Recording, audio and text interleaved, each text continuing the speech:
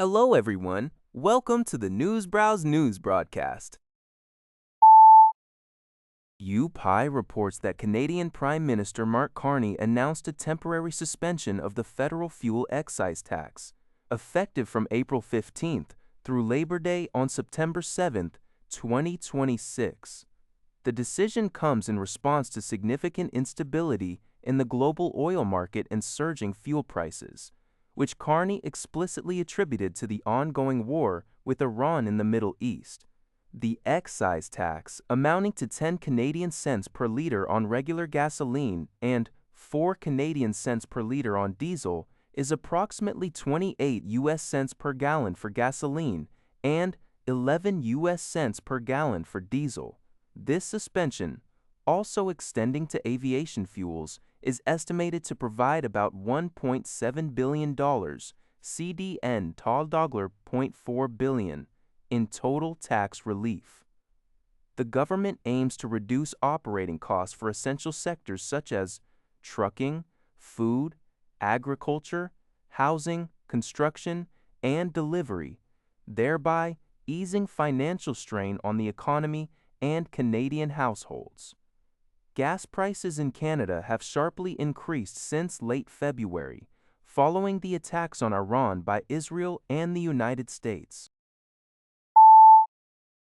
South Korea announced on Tuesday it will provide $500,000 in humanitarian aid to Iran through the International Committee of the Red Cross.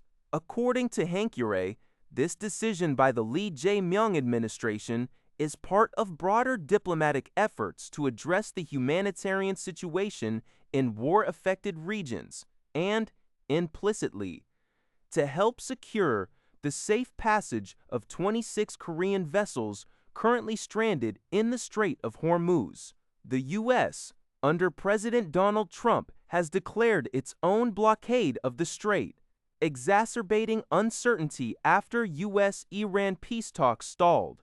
Korean ships are reportedly incurring approximately $1.43 million in losses daily, and crew members are becoming fatigued.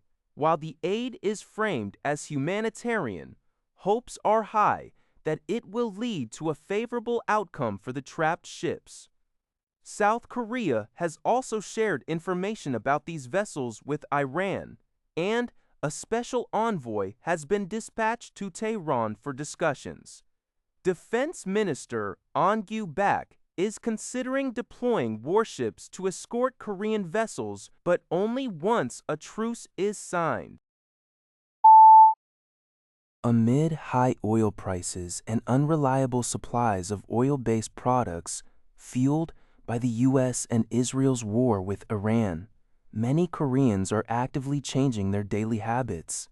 Hankyoreh reports that individuals are embracing public transportation and cycling for their commutes, with some office workers biking long distances.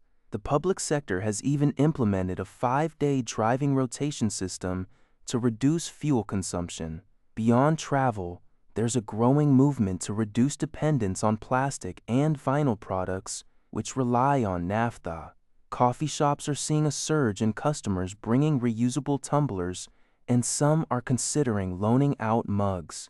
Businesses that adopted no plastic policies early on, like Yachtmac Cafe, are thriving, offering discounts for reusable cups. Furniture brand Dozam exemplifies this shift by eschewing oil-based materials like MDF and plastic film, opting for wood joints to create tailor-made panels, demonstrating that conscious effort can lead to a business managed without plastic. Thai Sounds reports on a Wall Street Journal article revealing that European NATO nations are developing a contingency plan to ensure their self-defense capabilities in the event of a potential U.S. withdrawal from the alliance. This initiative comes in response to former U.S. President Donald Trump's repeated threats during both his first and second terms to pull the U.S. out of NATO. The plan, sometimes referred to as European NATO, seeks to empower Europe to utilize existing NATO military structures for its own protection.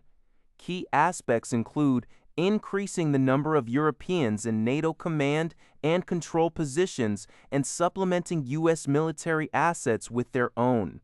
Discussions, which began last year and gained urgency after Trump's threats regarding Greenland and Europe's stance on Iran, are informal but broadly supported. A significant catalyst for this shift is Germany's altered position, moving from resisting European defense autonomy to actively supporting it under Chancellor Friedrich Merz, driven by concerns over U.S. reliability and values. Despite these efforts, challenges remain.